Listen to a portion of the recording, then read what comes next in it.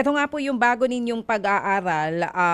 In summary, sinasabi nyo dito, araw-araw ay parang nawawala ng Pilipinas ng jumbo jet na puno ng isda. Pwede po ba naming malaman ano mismo yung mga nakita nyo po sa inyo pong study? Yes, so yung Oceana po nag-conduct ng isang fisheries audit, and we launched this report last Monday, and based po sa aming pag-aaral, pagsusuri kasama ng mga scientifico, mga eksperto, ang Pilipinas po ang ating capture fisheries production, yung mga nakukuha natin isda sa ating karagatan, be it yung mga maliliit na mangingisda at yung mga malalaking barko, pati aquaculture ay in decline na po siya. So, yung equivalent po ng decline since 2010 ay parang isa-isang taon, nawawalan po tayo ng 45 million kilos of fish kada taon.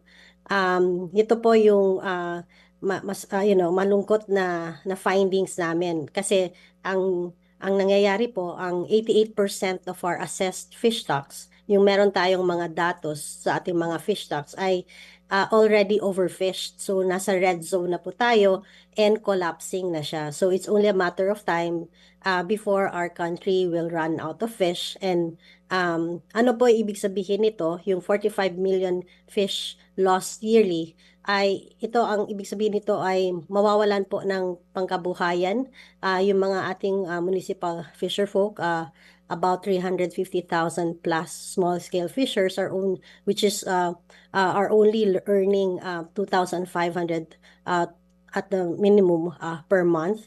Magkakaroon po ng deeper hunger, yung families magkakain ng less fish kasi we're down to 34.3 kilos per person yung annual capita consumption. So from about 40 kilos a decade ago. So isa po tong social justice issue, pati na rin environmental crisis. Ma'am, dito po sa study ninyo, aling bahagi po ng bansa yung pinaka-apektado po nitong patuloy na pagbaba ng bilang ng mga nahuhuling isda? Ito po ba pangkalahatan sa buong Pilipinas na? Ito po ang data na to ay pangkalahatan po, no? Kasi yung ginagamit natin ay official data ng ating gobyerno. Oo. At dito po sa inyo pong study, sinasabi nyo nga, kung hindi po ito masusolusyonan, sasanga-sanga yung magiging problema natin na aabot hanggang sa mga fishermen, maging sa mga consumers natin. Pero ano po yung nakikita natin na pangunahing dahilan kung bakit umabot po tayo dito sa problemang ito na sinasabi nyo nga, 45 kilos po ng isda kada taon ang 45 nawawala. million 45 kilos. million kilos na isda po ang nawawala kada taon. Yes, ang isa sa mga nakita namin na reasons ay yung meron tayong tinatawag na critical gap sa ano yung ginagawa ng ating gobyerno sa governance natin. Kasi while BFAR mandated siya to implement the Fisheries Code, meron tayong mga batas, no?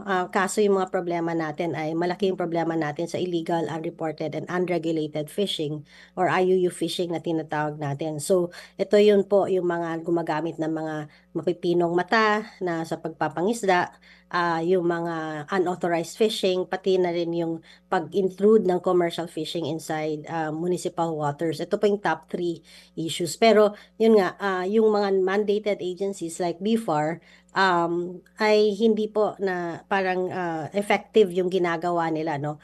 Meron tayong mga fisheries management areas na ang layunin po ay para pangalagaan itong mga fishing grounds. Kaso lang po hanggang plano tayo, hindi masyado tayong nakakapag-enforce fully ng ating mga plano. So, meron talagang parang gap between yung anong ginagawa natin. Magaling tayo sa mga pagkakaroon ng meetings, pagkakaroon ng plano, pero yung yung mga evidence na itong mga measures na pinag-uusapan natin sa ating mga meetings, sa ating mga management bodies ay wala pong evidence na itong mga measures na para i-address yung pag-deplete na ating fish stocks ay actually nagwo-work po. So yun po Oo. yung problema natin. Isa pa rin yung problema nakita namin, yung incomplete data na nag-exist, and it remains inaccessible also to people. So lalo't lalo na sa mga taong kailangan ito, yung mga fisherfolk, mga LGUs, na kailangan natin itong mga datos na to make informed decisions. Okay. Mga kapatid, brothers and sisters, saan ka pa? Dito na tayo sa totoo.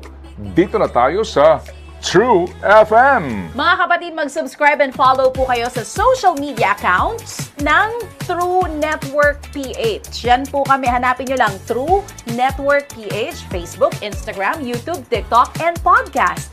Mapa Apple or Spotify man yan, mahahanap nyo kami. Lahat ng mga napapanood at napapakinggan nyo po sa programa, nasa social media accounts namin yan. So, paano mga kapatid? See you sa social media!